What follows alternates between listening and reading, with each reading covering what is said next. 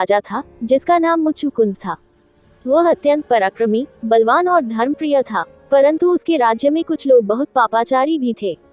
इन पापियों के कारण धरती पर अधर्म बढ़ गया। तब देवता लोग भगवान विष्णु के पास गए और बोले, ग्रेटर देन, हे प्रभु, अधर्म का प्रकोप बढ़ रहा है, कृपा कर इसका अंत करें।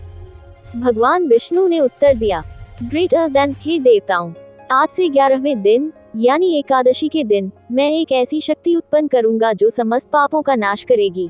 एकादशी देवी का प्राकट्य। भगवान विष्णु ने अपनी योग माया से एक दिव्य शक्ति उत्पन्न की। वह अत्यंत सुंदर, तेजस्विनी और दिव्य आभा से युक्त थी।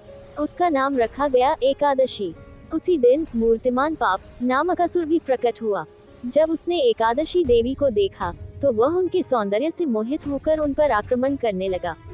तभी भगवान विष्णु ने अपने सुदर्शन चक्र से उस पापासुर का संहार कर दिया।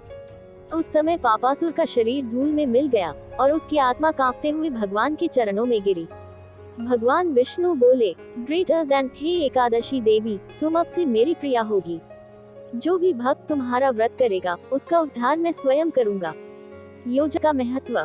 भगवान विष्णु ने कहा, ग्रेटर देन, जो मनुष्य एकादशी के दिन अन्न का त्याग करके मेरा नाम स्मरण करेगा उसके सारे पाप नष्ट हो जाएंगे। द्वादशी के दिन व्रत का समापन करके जो ब्राह्मण या गरीब को अन्नदान देगा उसे मोक्ष की प्राप्ति होगी। हिबिस्कस व्रत विधि संक्षेप में। 1. दशमी के दिन शाम से ही सात्विक भोजन करें, लहसुन प्याज आदि का त्याग करें। 2. एकादशी के दिन अन्न, चावल, दाल, गेहूं आदि न खाएं। 3. पूरे दिन भगवान विष्णु का नाम जप और कथा श्रवण करें। 4. रात्रि में जागरण करें, भजन कीर्तन करें।